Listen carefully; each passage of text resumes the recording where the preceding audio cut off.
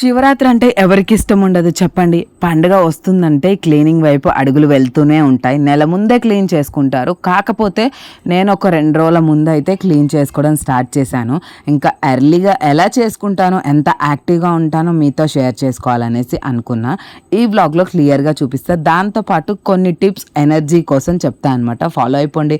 End వరకు చూస్తే మీకు క్లియర్గా అర్థమైపోతుంది. పండగొస్తుందంటే చాలు ఇంకా చకచకా పనులు చేసుకోవాలని ఆర్భాటంగా ఎన్నెన్నో చేసేస్తాం కదా. కానీ శివరాత్రి అంటే అబ్బా పాజిటివ్నెస్సే వేరు. అసలు దేవుడికి చాలా దగ్గర అయినట్టుగా అనిపిస్తుంది నాకైతే. అన్నీ క్లీన్ చేసుకోవడం ఒక్కటే కాదు, చాలా చాలా దగ్గరైన అనుభవం నాకు దొరుకుతుంది. అంత ప్రశాంతత నాకు అనిపిస్తుంది. మీకు ఎలా అనిపిస్తుంది కామెంట్ చేయండి. ప్రతి ఒక్కటి క్లీన్ చేసుకోవాలి, నీట్గా పెట్టుకోవాలని అందరికీ ఉంటుంది. కాకపోతే ఇలా డివోషనల్ టైంలో మనం దేవుడికి ఎంత దగ్గర అవుతామో, పూజ చేసుకునేటప్పుడు కూడా చాలా మంచిగా అనిపిస్తుంది. ఏంటో ఇల్లు క్లీన్గా ఉంటే చాలు ఆటోమేటిక్గా అన్నీ సక్రమంగా జరుగుతాయి అనేసి అంటారు పెద్దవాళ్ళు. అదేంటో ఇప్పుడు నిజం అనిపిస్తుంది నాకైతే. ఆఫ్టర్ మ్యారేజ్ అయ్యాక నేను చాలా చేంజెస్ చేసుకున్నాను నా లైఫ్లో. అన్నీ అలవాటు చేసుకున్నాను ప్రతి ఒక్కటి. దానివల్ల నా పాజిటివ్ మైండ్ సెట్ కానీ, నా హెల్తీగా ఉండడం కానీ నేను దీనివల్లే అనమాట. ఎప్పుడు ఇల్లు నీట్గా ఉంచుకోవడం కానీ, దానివల్ల మన ఆరోగ్యం కూడా బాగుంటుందంట.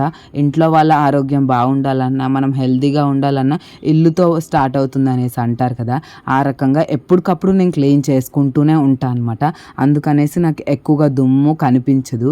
కాకపోతే పాప డెలివరీ అయ్యి ఎక్కువ రోజులు కాలేదు కాబట్టి అంతగా నేను చేసుకోలేదు. నెలకొకసారి చేసుకుంటూనే ఉంటానన్నమాట. మొన్న రీసెంట్గా నెల బ్యాకే చేశాను కాబట్టి అంత దుమ్ము కనిపించట్లేదు.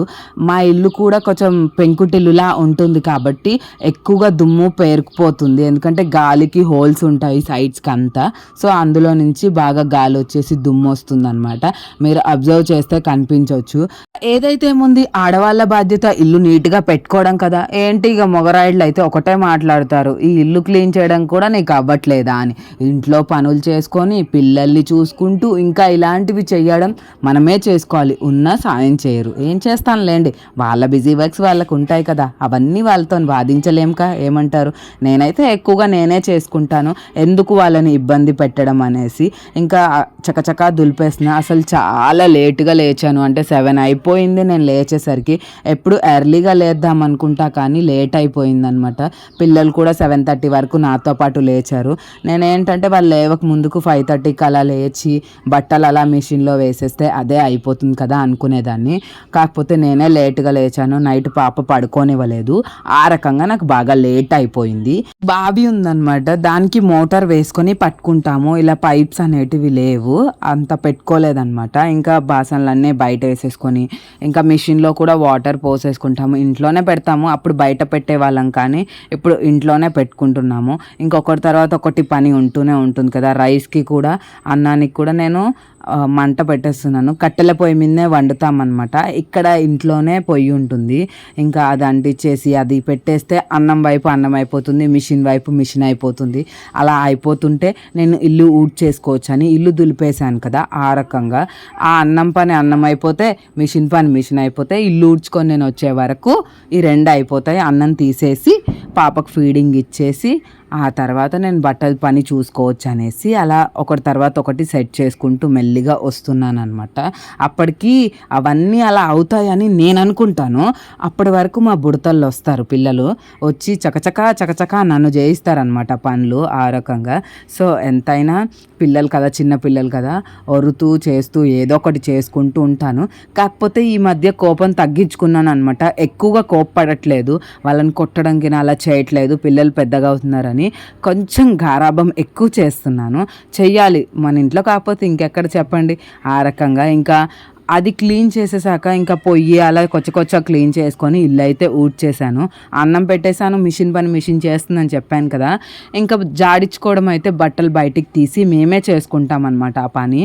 ఎందుకంటే మిషన్లో వాటర్ పోసి ఆ వాటర్ అయిపోతే కానీ ఆ మైల జాడియడం సరిగ్గా జాడియదని నాకు అనుమానం. చెప్తా, అనుమానం పాత రోగం అని అంటారు కదా.